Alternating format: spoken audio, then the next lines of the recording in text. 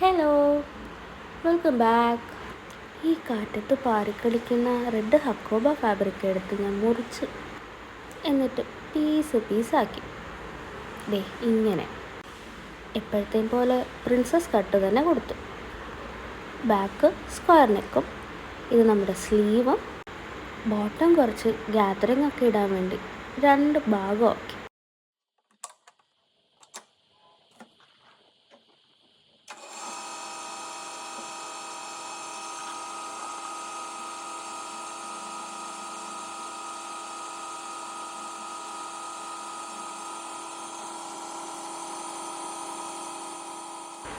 അപ്പോൾ എങ്ങനെയാണ് ക്രിസ്മസിനുള്ള ഡ്രസ്സ് സെറ്റല്ലേ?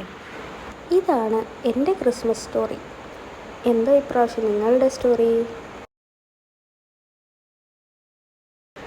Thanks and bye. Take care.